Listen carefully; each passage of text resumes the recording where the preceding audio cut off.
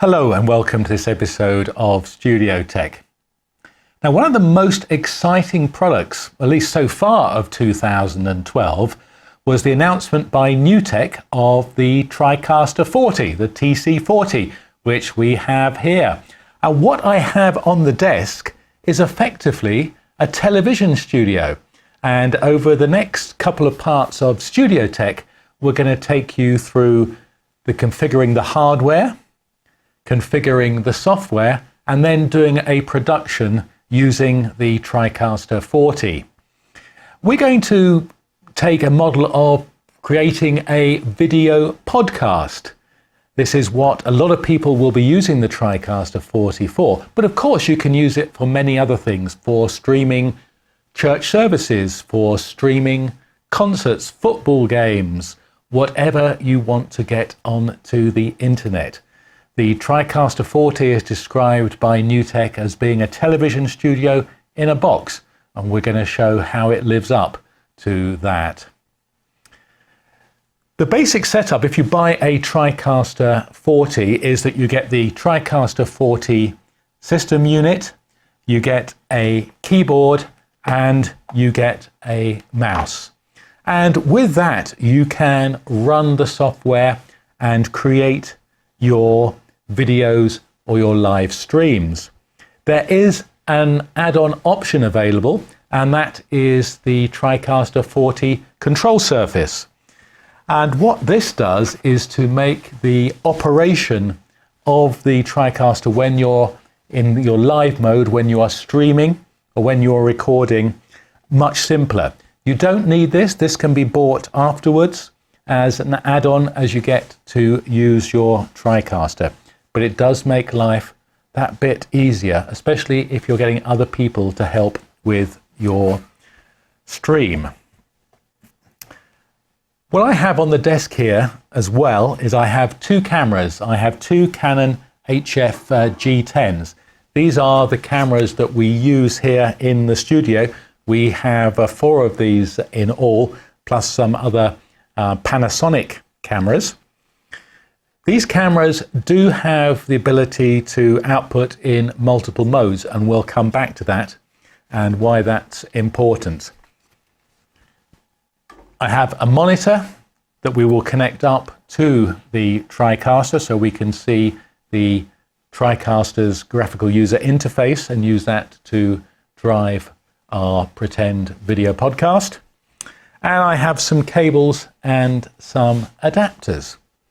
So in this part 1 of the series, we're going to look at how we connect everything together, how you connect cameras, and we're also going to bring in a laptop. A lot of people want to have guests join them via Skype. So our production is going to consist of 2 cameras and a laptop for a guest on Skype. Let's start off by looking at the front panel of the TC40. The TC40 has 4 video inputs on the left-hand side. These are component inputs, so there is no HDMI input or SDI input. These are component, and you can connect cameras that either have component output or composite out or even S-video out. This can be HD or SD, and in fact you can mix HD and SD sources on the TriCaster. These are BNC connectors. A lot of people will have cables coming from their cameras that have phonos or RCA jacks on them, and to connect those into the TriCaster you just need to use a simple adapter that connects onto the BNC and then gives you a phono input. So that's the 4 inputs. There are 2 outputs on the TriCaster 40. The first one is the output will be that of the session that you've configured, and we'll come to that. But let's say you created a high definition session at 1080i, then this component output will output 1080i. The second output always outputs standard definition Doesn't matter what you're doing within your session, the second output is always standard definition. It's very useful to have two outputs, an HD or an output that is following your session and a second output for standard definition. Audio inputs and outputs are very simple. There's audio in left and right and a microphone input. You really need to use an audio mixer with this to balance your audio. We're not going to show the use of an audio mixer in this series. I'm sure if you're looking at the TriCaster 40, you know how to use an audio mixer. We will just feed it from the audio mixer here in the studio. There's also outputs, which again are the RCA or phono connectors, and a headphone output, which is very useful for monitoring your audio. The power on-off button is at the bottom left, and there are 4 USB ports on the front of the unit. Let's now turn it around and have a look at the back. So here is the back of the TriCaster 40. The power and the power switch are at the top left, and then there are connectors that you would see on many PCs, and you can see that some of them have blanking plates over them. That is because the additional hardware has been installed within the TriCaster 40, and you need to use the video outputs on the adapter card here. We'll come to those in a second. We have USB ports and an Ethernet port. Obviously for streaming, you will need to connect to the internet via Ethernet. There is a combined PS2 type mouse and keyboard port. The mouse and keyboard supplied with the TriCaster 40 are USB and plug in there, or they can indeed plug in over here. There's some audio outputs, and then the card installed by NewTek in the TriCaster 40 has 3 video outputs, of which 2 can be used at any one time. So it's worth being aware of. You can only use 2 of these at any one time. For example, you can use the DVI interface, which is what we're going to use to drive your local monitor. And then you can have one of 2 things on the other ports. You can have a multi-viewer screen, which helps you to look at your inputs and outputs, or you can use it as an output to feed devices such as projectors or monitors at the venue where you are streaming from. So there's a choice of DVI, HDMI or VGA. And then at the right hand side of the unit there are 2 eSATA ports. If you want to connect an external hard disk up to the unit, either to record directly onto it or to copy files from the internal disk drive, then you can connect it there. So that was a quick look at the TriCaster 40 system unit and all the connectors available on it. We now want to start connecting it up. The back panel is pretty straightforward. We're just going to connect the power, the monitor and Ethernet to that, as well as the USB connections for the keyboard and mouse. But how do we connect the cameras up? A lot of modern cameras have HDMI output, and we're all used to HDMI. Our televisions at home will have HDMI on. But most of the cameras also have an analog output of some sort, such as component or S-video or composite video.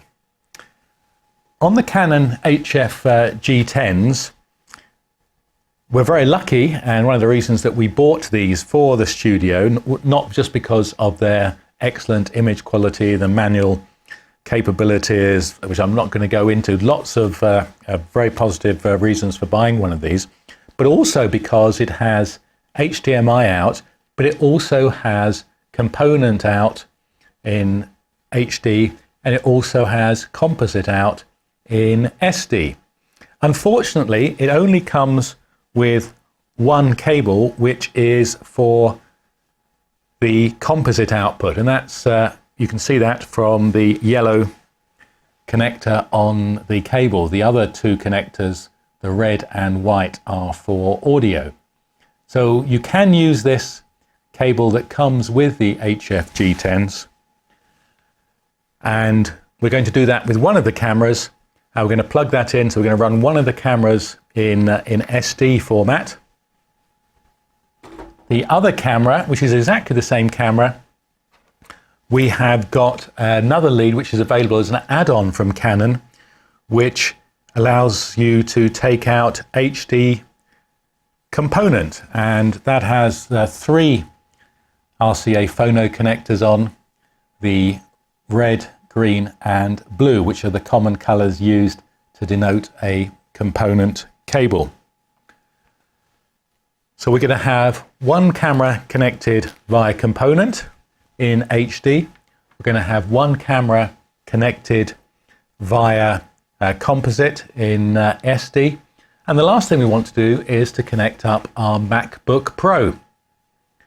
The MacBook Pro has an adapter with it that provides HDMI output, but we can't connect HDMI up to this unit.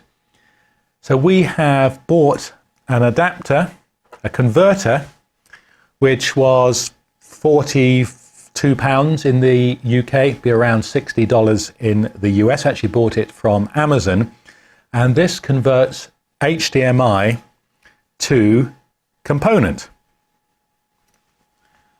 So a quick look at it, video converter, and on one end you can see it has red and white for the right and left audio, then it has the green, blue and red connectors for the component output, and on the other side it has the HDMI input and the DC 6 volts.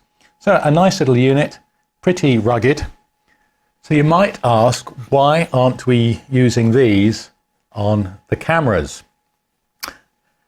And we tried, is the answer. On these Canon cameras, on other sort of prosumer or consumer cameras that we tried, it doesn't seem to handle the communication. When you plug in an HDMI cable, there's lots of information passes between the devices, and it automatically adjusts the output on the camera. And what it seems to be doing, at least with our Canon cameras, is it's adjusting the output down to a strange configuration which doesn't work with the TriCaster 40. These do seem to work incredibly well with computers, and so that is what we're going to use to get the video output, the HDMI feed from our Apple MacBook Pro into this and component into the unit. Now, we did try one of our professional cameras, the Panasonic AGC 160, HDMI output into this and into the TriCaster 40, and it works perfectly. We also have had reports that cameras such as the Sony NX5 also work with adapters like this. So a bit of warning, if you want to try to convert HDMI sources to use with the TriCaster 40, you do need to test the units that you're going to use to make sure that they work. So that's it for part 1, looking at the TriCaster 40. We're now going to wire everything up, and in part 2 we're going to look at the software configuration. Thanks for watching.